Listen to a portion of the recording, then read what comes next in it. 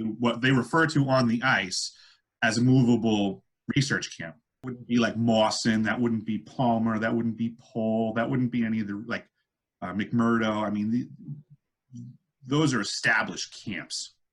There's tons of that mobile activity going on. There's a massive amount of it.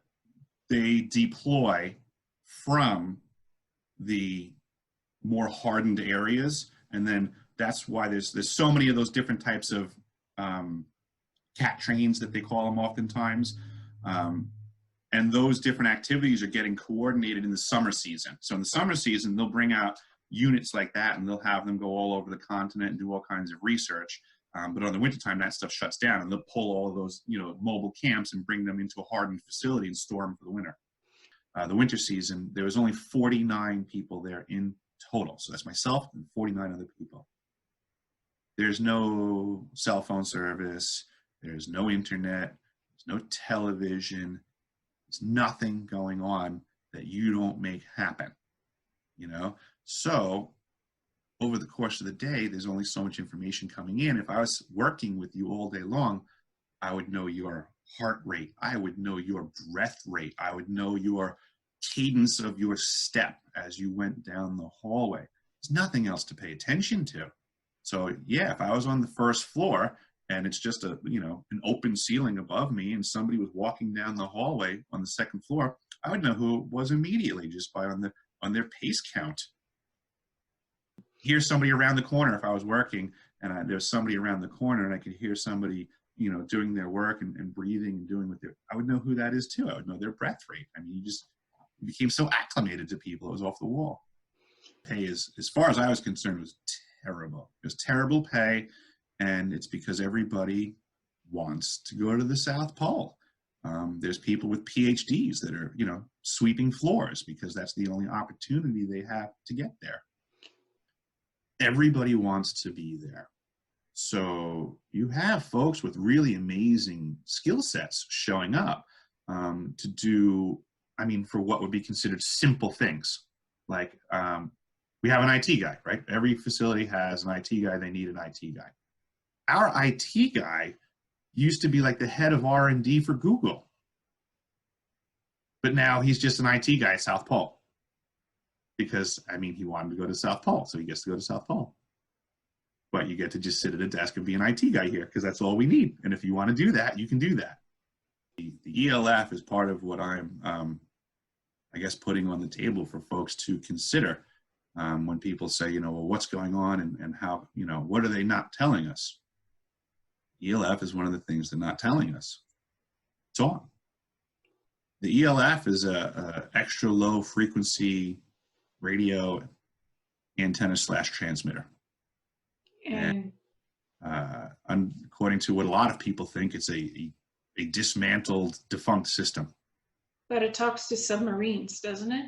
That's what they say that it can do. There's a multitude of things that it can do. There's a laundry list of things that you can do with ELF. And communicating with submarines is certainly one of the things that you can do with it. All I know is it's on. I can tell you what potentials are, but I can't tell you what they're doing with it. I can just tell you that this is known science. ELF waves and what can be done with them. I don't want to pretend to allude to what they are doing with them. I just know that when they say the system's off, I know it's not. The neutrino detector, that's another one that I just find really interesting because it is a very important device. But it seems that a lot of people are misinformed as to what this thing does. And it saddens me because it's almost like it misdirects the movement. People almost feel like they're constantly getting these aha moments when it comes to the ice cube neutrino detector. Anytime they place a story on that, they'll be like, oh, they said that we're getting neutrinos from the middle of the earth. And it's the detector in relative space is a point in space. It doesn't care where the neutrino comes from, and the neutrino doesn't care that the earth exists.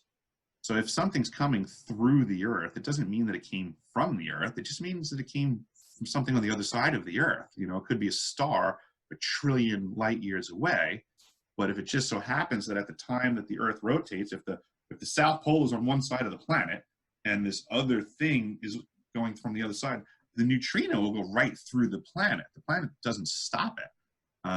So it can be detected from that direction and not mean anything about it supposedly coming from like the center of the Earth.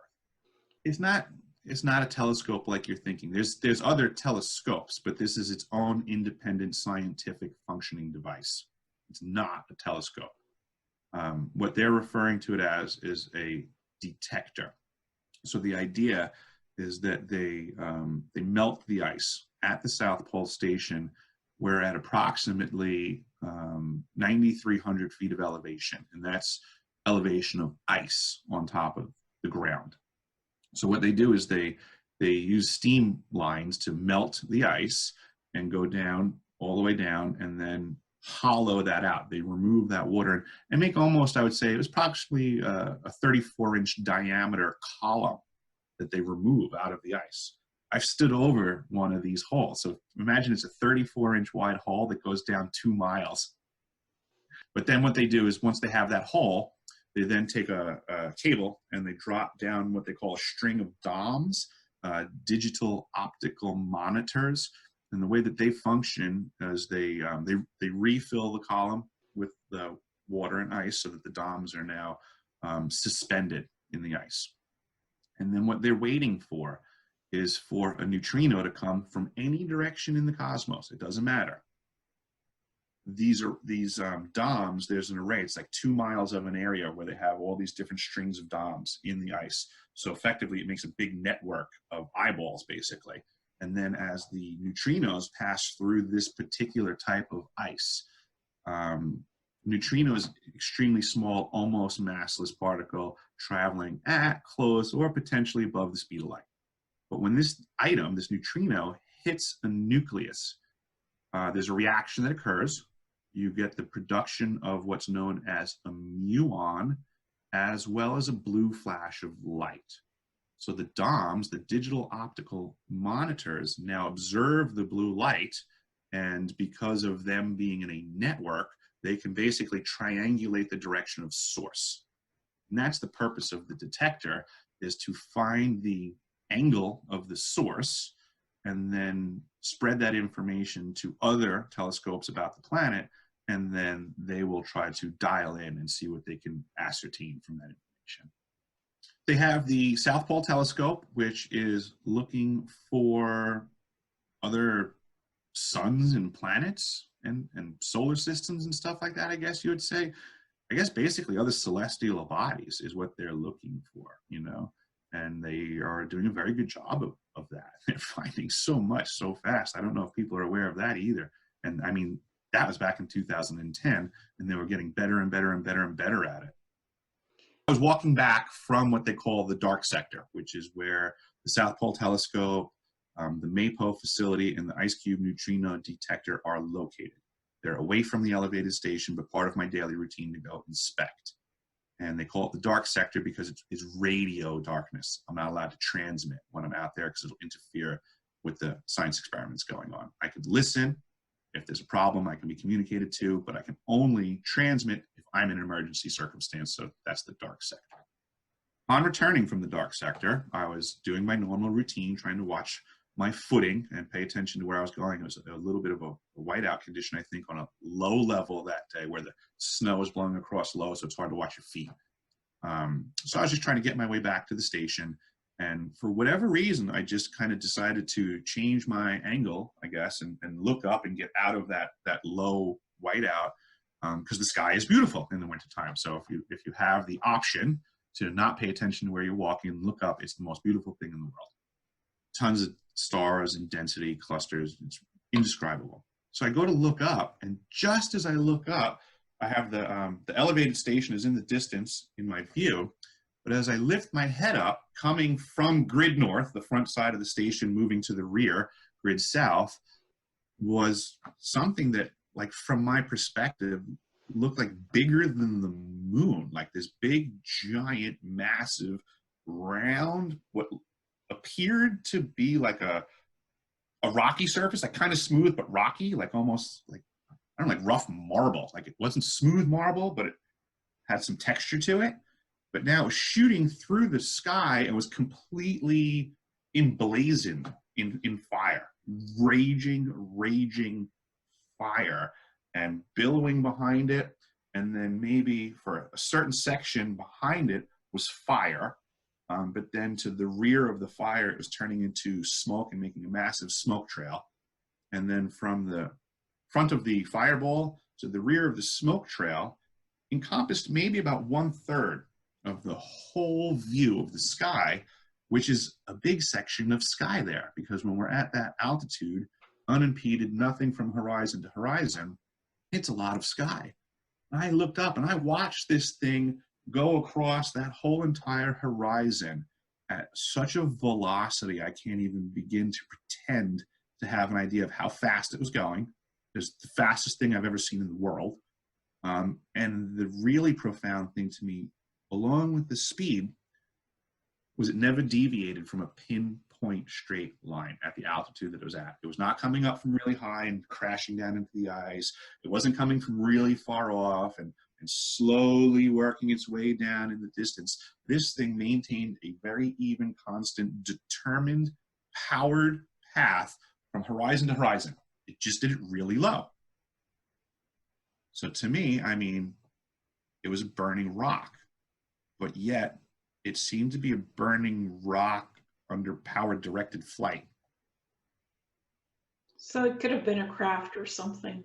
It could have been. I couldn't cancel it out because I was waiting for it to crash then. I mean, because at the height that I saw it at, I can't imagine that it could have gone the distance that I saw it continue without impacting.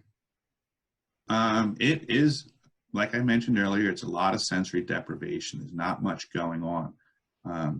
I enjoyed going outside because to me, outside was something to deal with. The storms to me were fun. They were challenging. I felt like I was accomplishing something. Inside the station, it was nice. It was comfortable. The heat was on. I kept the lights on. It was like everything was good. But it was boring. You know, it just is what it is. You can only have so many conversations with someone in a year at a place with nothing going on. How many times could I walk up to you in the hallway and go, "So what's new, El?" I love all the new tech. I love trying to, connect things and figure out new things. So that might actually be the really cool thing that I would say I got out of it, was having that direct contact with these scientists and these experiments. They would oftentimes have seminars and classes on what they were learning. So, I mean, we were getting sat down and taught stuff that they just learned the week before. And it's not even going to be, disseminated at a college level. I mean, it's probably still not even there yet. This is the frustrating thing with science, because everybody likes to say that you can't argue science, which is ridiculous, because this is what scientists do all day long, is they argue science. They wake up and they say, I'm going to find out something new today that makes what science knew yesterday wrong. That's literally their job. That's my favorite part about science, is finding the new stuff. So I found it interesting that I would be able to, sit in these classes, listen to what they're saying, but I would also take some reference knowledge and apply it. And even the stuff that they're learning right now, you can still drive a truck through. It still doesn't answer everything, or they'd be done looking. So these are the types of things that I would communicate with the scientists and kind of just joke around on the side and say, why do you teach this stuff? It's wrong. This is not true. And they would just laugh and they would say, yeah, we know, but this is the best we know. So this is how we live. We teach what we know, knowing it's wrong.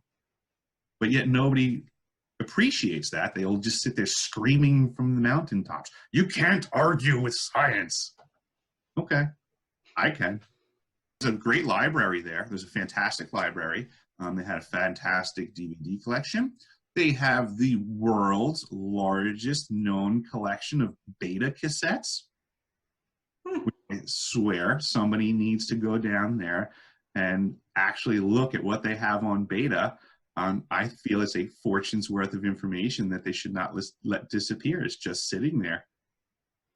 Currently, I'm doing a lot of stuff all over Alaska. I've done remote oil field facilities. remote research facilities, a lot of what they call man camps, which is just the support personnel for other facilities and functions. I've done remote gold mine work. I was in the submarine service right after high school. That was a very interesting period as well, that I'm trying to figure out a way to appropriately bring that conversation up as well. But yes, I have a history in the submarine service, and I do want to talk about things there.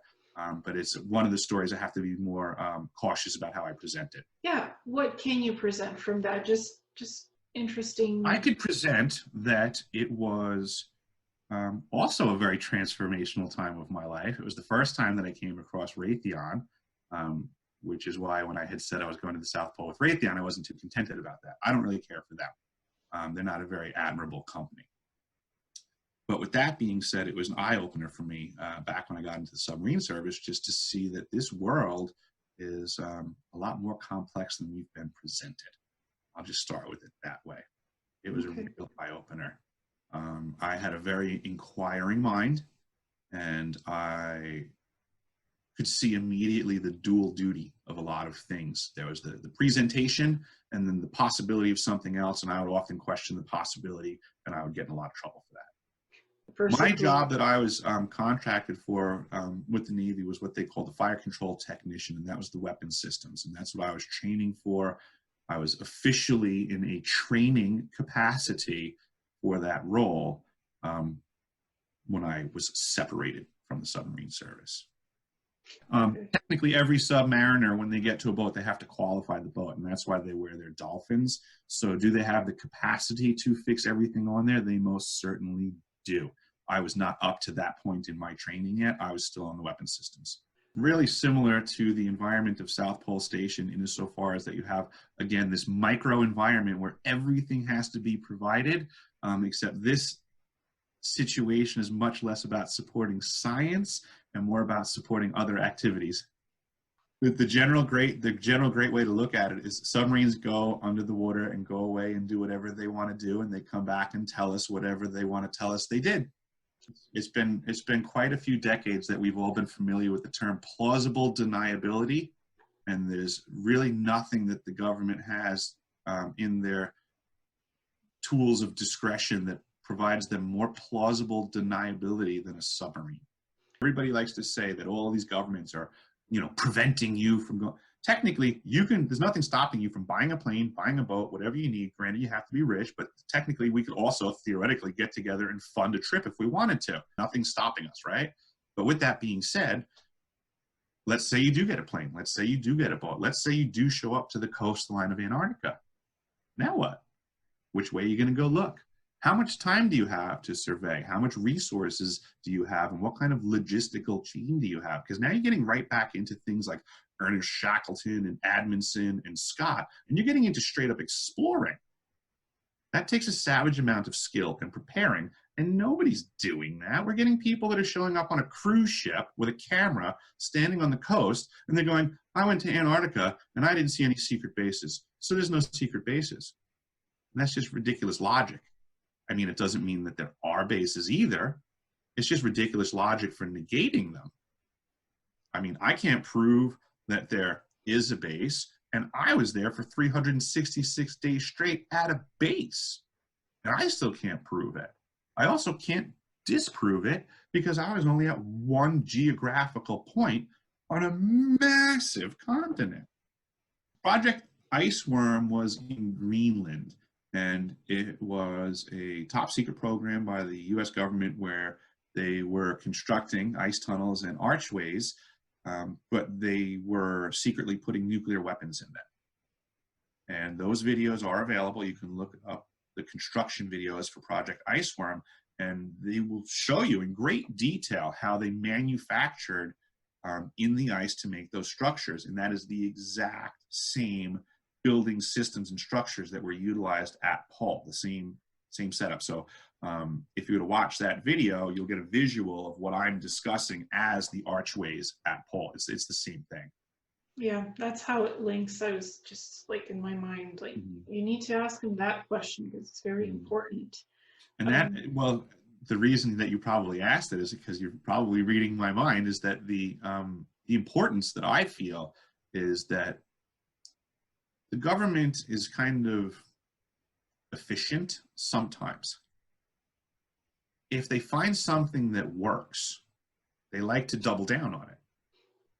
It's kind of, you can see it in the programs when you start to study and research what they're putting their money into. When they get a return on investment, they usually reinvest.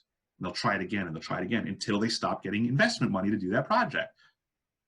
I suspect that potentially seeing Project Iceworm and knowing what it became, that if we look around the planet and find other similar types of construction, we might want to inquire, was it a similar activity?